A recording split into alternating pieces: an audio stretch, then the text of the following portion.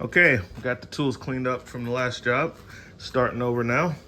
So we got a belt over all these auto parts. And most people use a breaker bar, but I'll just use my ratchet, which is my snap-on. The new locking flex head, that first one that they came out with, which is longer than the breaker bar. So, go over here and go down to the tensioner, which takes a 3/8 drive anvil. So just use the ratchet and get that in position. This one does not have the built routing. I've seen a lot of other videos and theirs had like the built routing right here. So I just have to YouTube that, not YouTube, but I'll just have to Google that. Check my power steering fluid. That still looks pretty good. Because the rack opinion does have a very small leak, I'll probably pump that out and put in some of that Lucas. See if I can stop that. But anyway, I'll get the ratchet on this, get this old built off. You don't have to take it around the fan. It will come off the way that they have the routing. It will, from the videos that I watch, they say you don't have to take that off. Where's my little ladder? Well, I'll just stand on one of my ramps. A little more height. Oh, I see it over there now. Yeah, just need a little step up. Yeah, everybody says you can take it off without going around the fan. I was yeah, I can see why. Because all the loops. Yeah, this totally comes off without. Yeah, okay. So I'll get my ratchet in here. Let's turn it straight.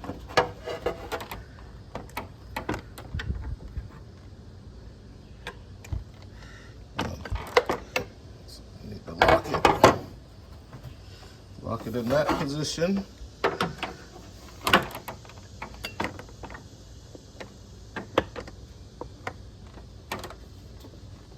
Okay. And now I can, yeah, push down on it.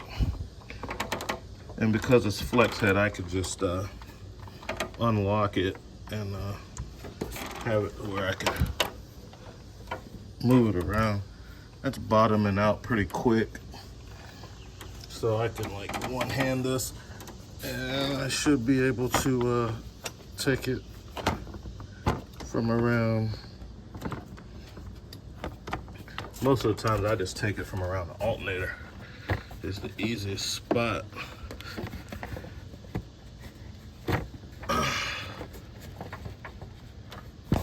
Man, that's it's not giving me a whole lot of slack. It's bottoming out.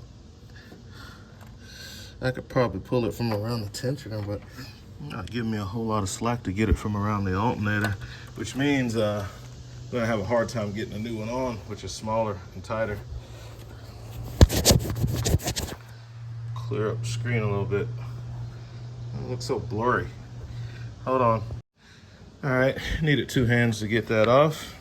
So here's the old build, and you know, it's pretty bad. Like I said, all the stuff I'm doing, guys, with the series is like, you buy a used vehicle, like these are the things that you want to check and change like right away. And you don't want that belt to pop on you. If it's cracked up, go ahead and change it. If you don't want to change it, pay somebody else and get it changed. So I'm gonna match my new build up with the old build. The size should be close.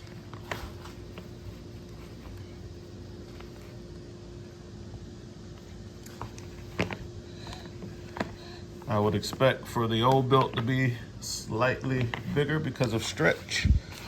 Just put the new one in there with it, and you know, it looks like it's pretty. I use 2 hands and stretch it out, see if it's the same size. But you can tell the difference. Make sure it has the same ribbing.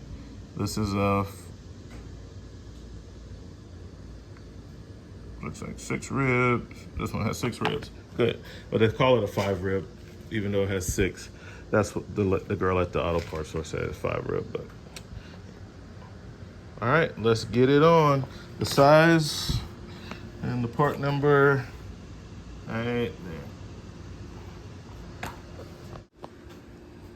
All right, so we're gonna put this on in steps because none of the videos I watch actually shows the steps, and it's easy to get it messed up. So this is the 3.7 liter, the i5 engine. All right, that one, it's the 5-cylinder. So I started with the stuff I could see up here. So I went around the power steering pump right here, and then the tensioner and the harmonic balancer. Now, once I stuck it down there, I had to go underneath the vehicle to loop it around the harmonic balancer. And the rest of the slack is pulled up to the top, and that's important. So you see how I started. So I went around the stuff on this side and the harmonic balancer. I got all my slack right here. The next thing I'm going to do is I'm going to go around the back side of the belt on the fan. All right. And then I'm gonna loop it around the AC compressor. So I have to go underneath again, and then I'll come back up, go on the back side of that little idler pulley, and then around the alternator. So next step I'm gonna do is just wrap it around this guy and just kind of push the slack down while I still have it around all that other stuff. And I'm gonna go from underneath,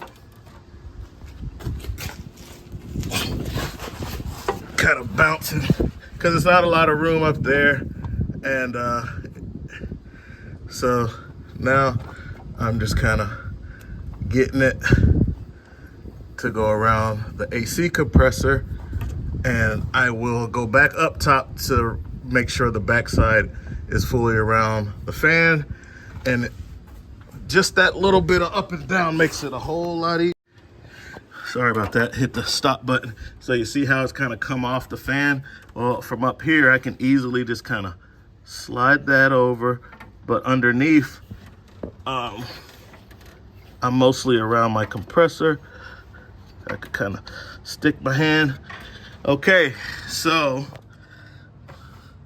now I'm gonna pull the slack from the belt because it has to go along the back side of this idler pulley while it's the rib side is going on that rib pulley for the all right, and then I have to loop it. Let's take the slack. See, now I have looped it, and it's not gonna make it around the alternator pulley because of the tensioner. So, but at this point, the belt is pretty much fully on. I'm sitting here at the alternator, and I need 2 hands because I gotta pull on the ratchet to get enough room to get it across the alternator, okay? Might have to use a pry bar, I'll let you know. All right, no pry bar was needed. You see I got my belt still a little, it's coming off of that one, so I'll pull the handle of my ratchet again and slide that back on, and then I'll verify that it's around everything. It's a pretty easy belt to put on. One of the easiest ones I've done. It's those smaller vehicles where they're in sideways. Those are a pain. But yeah, you can see right there, my belt's not all the way on that idler pulley. All I gotta do is push it back once I put some slack on it. And that's it, guys. Built, done. I'll see how the AC works. I have ordered a radiator, lower radiator hose, a new thermostat housing, and a thermostat because I'm gonna be replacing that. The AC gets warm sometimes, and that could be due to a thermostat issue. It can also be the built isn't catching good enough, so simple stuff first. Do the built first. I have to replace the radiator anyway because it has a very small hairline crack near the transmission cooler lines on one side, and it's allowing a very small amount of transmission to leak out every couple of weeks or so.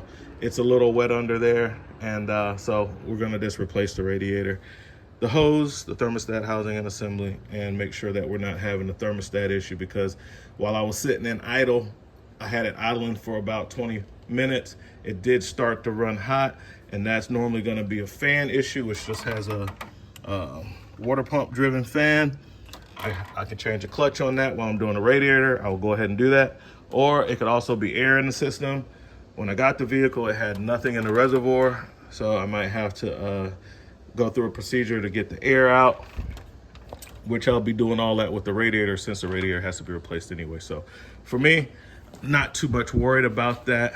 It didn't run hot, but it went above normal operating temperature, and that shouldn't happen. Between the coolant, because it wasn't low on coolant, as you can see, between the coolant and the fan, it should not go, 2 or 3 notches above operating temperature just because you're sitting in traffic or sitting at an idle for 20, 30 minutes, 45 minutes or whatever. So on my G35, when I had that going on, it was the coolant fans, the fans not spinning up to high like they're supposed to. So, and I know air causes it too, but we'll see. Tires, got the tires. We got the new tires on. They look good, man. We got the new tires on. Tires greatly improved the ride, so a lot of that jumping around was due to the tires. But another thing on these is the bump stops. They're not on here. They're rotted away.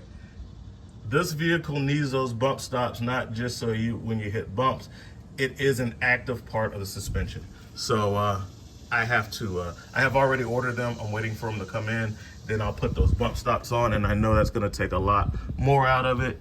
You can see that bushing is trash right there. I have to order that bushing, drop down that cross member, press out that bushing. I'm gonna go ahead and see if I can grab one of those because that is definitely trash. And I ordered the one for the top bushing for the differential case. I need to get the one for the bottom, those bump stops with the tires and the alignment. After I do all that work, then I'll see where I'm at, and I may be good. I think I also ordered the lower ball joints, and I'll press those out and press in 2 new ones, and we'll see where we're at. And that one looks bent out or something. This one looks straight. That control arm looks bent over there. I'm looking at how that ball joint's sitting in that steering knuckle. I'm gonna take a close look at that. That lower control arm over there, and that's where the vehicle was wrecked, on that side. Let's take a look at that. Did that get tweaked?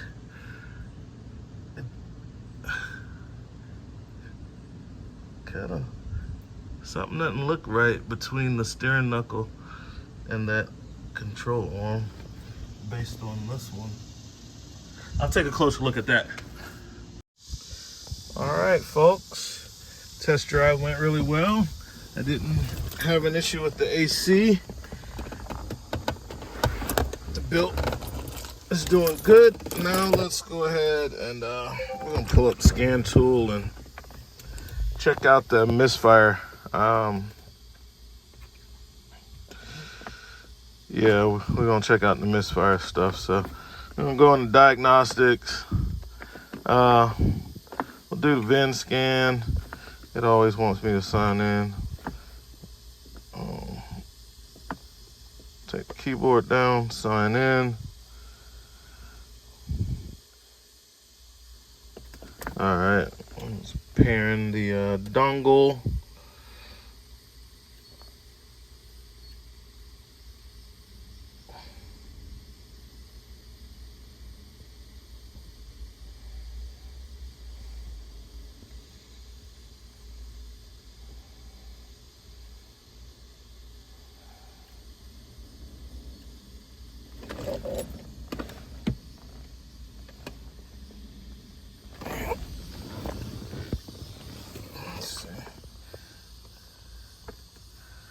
Power, scanner communication.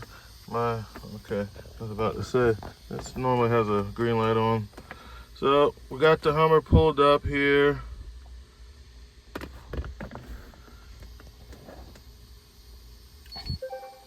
Okay, there, it flashes. Well, it sounds like it got updates.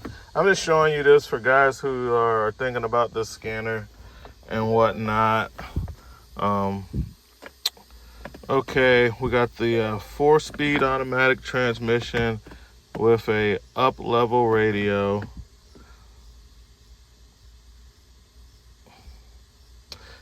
Might end up changing that out for a navigation radio since it's aftermarket anyway. I'll take it to Best Buy and I might do it myself. I'll probably just do it myself. The only reason I like to take it to the places so that they can warranty the system. They don't like to give you any warranty on it when you don't let them put it in. But anyway, the TPMS, we got that sorted out. Got the 4 sensors put in the tires when I got the tires, so the TPMS is good. And now, at this point on the scanner, we're just gonna go to system selection because they have updated the scanner and they moved some stuff around, which is good. All right, and we're gonna go into read data stream and scroll down to misfire data. So at this point, I'll start the truck and go into misfire data. And now I can close the door. Turn the air back on.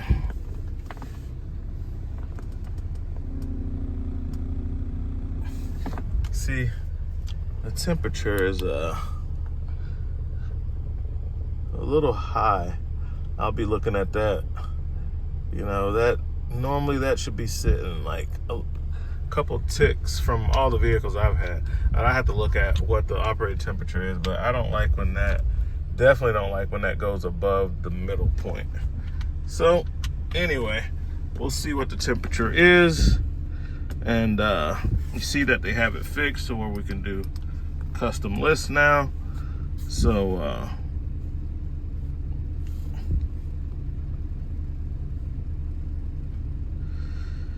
stuff that's out of range, it puts in red.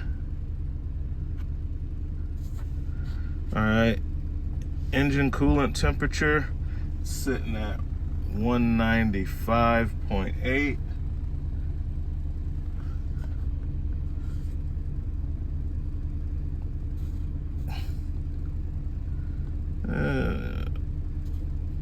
All right, there's our misfire counters. So I've cleared the history since I cleaned the throttle body and changed the plugs and that coil on 4. So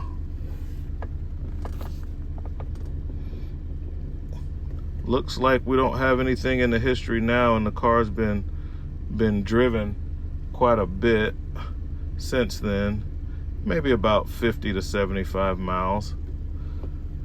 So we do have some drive cycles. So looking pretty good.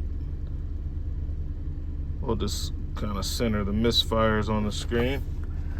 I don't see anything, so we'll go to custom lists. and we'll get misfire data.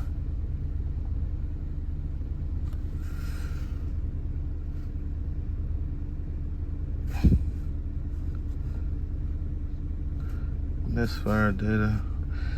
It's taking me back.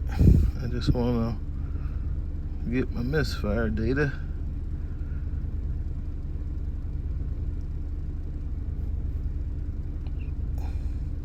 Engine coolant.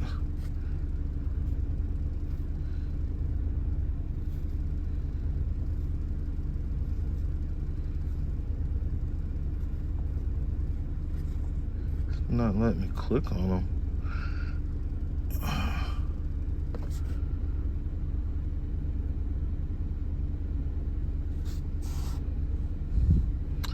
Well, it should have been able to allow me to select my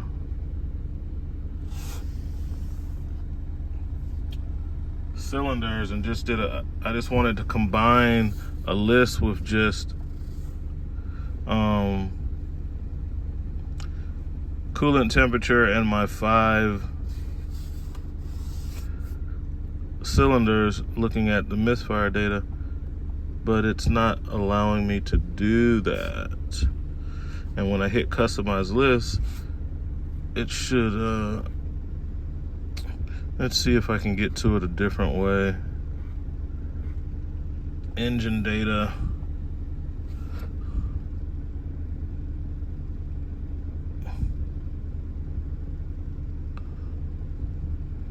Happy to see that stuff's not in the red anymore. First time I did this before. I cleaned the mass airflow sensor, and then I cleaned the throttle body, changed the plugs, and that no, it's not under here. So it really is under the other one, but it won't let me do the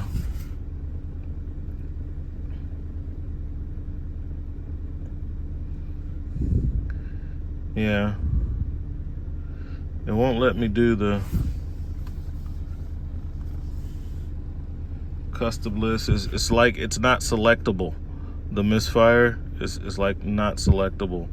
So that's not good. I thought I was able to do it last time. I have to look at my old video when I did it last time, because that's definitely the misfire data. But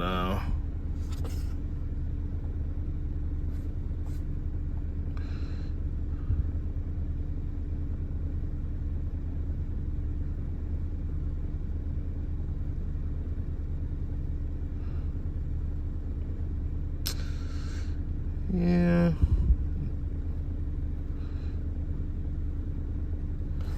Current cylinder, yeah, it's just it's not allowing me to select it, guys.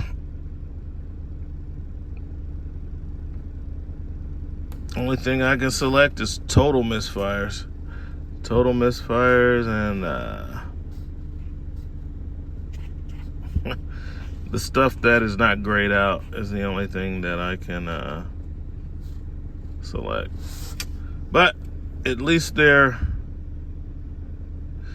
don't have any misfires now since doing that work, and I can position them on the screen.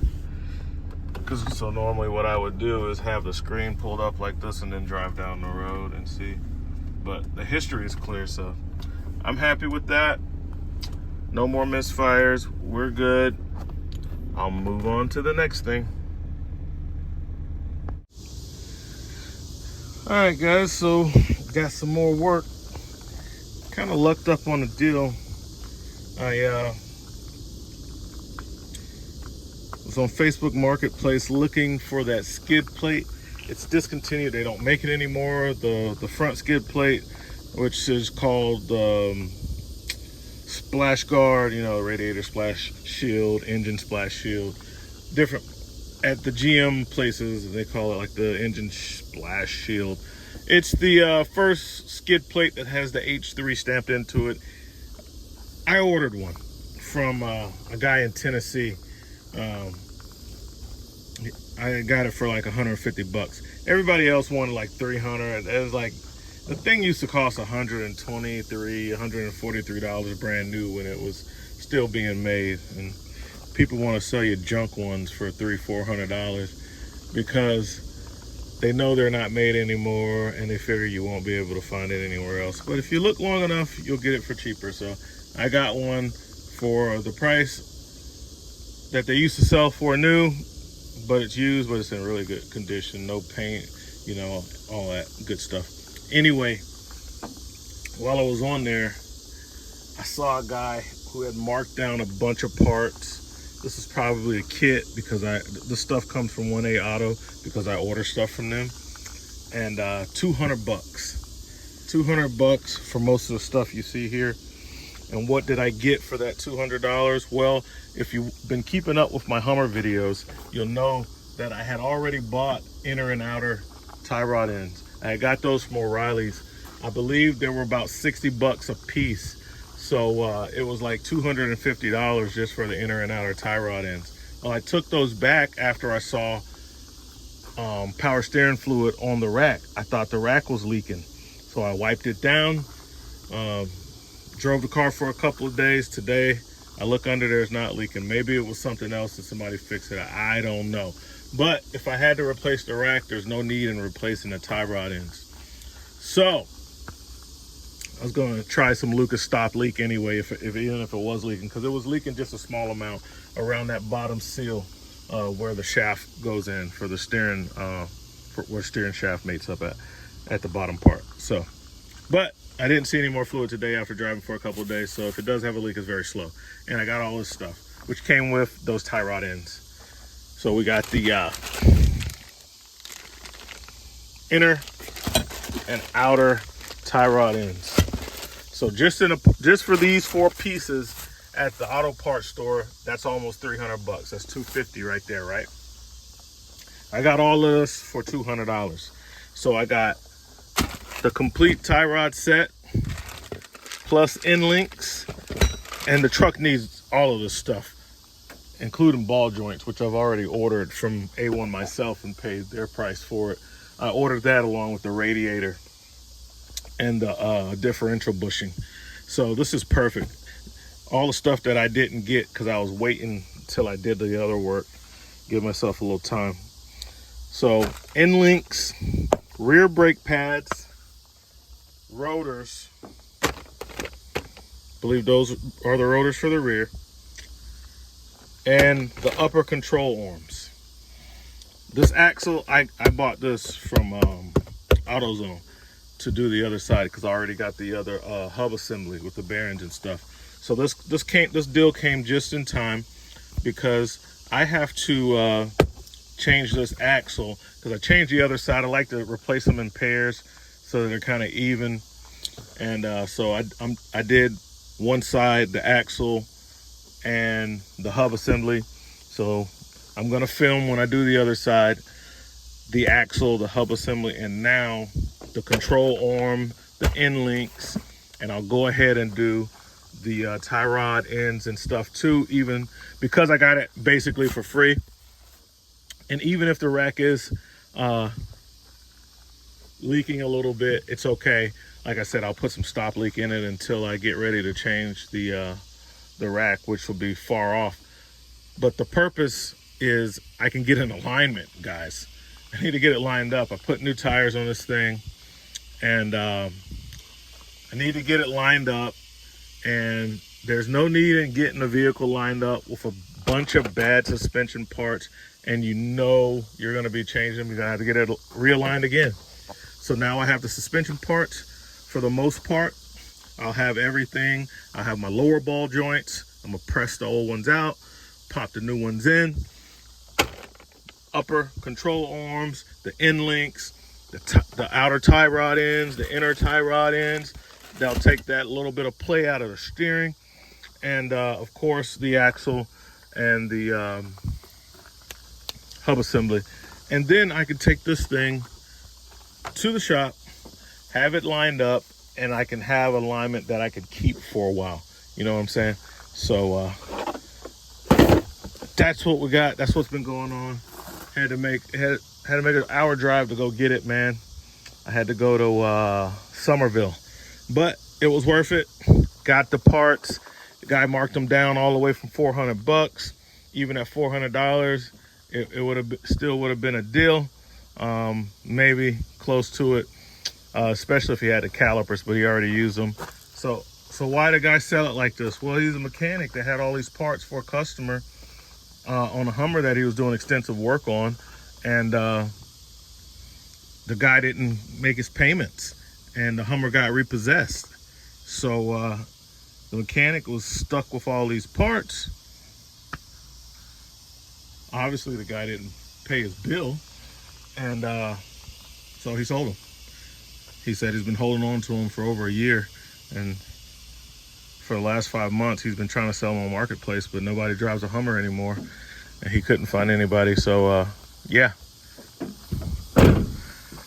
So now we got it, and we're gonna get them on this Hummer. So we got, guys, RV Tech Pro out.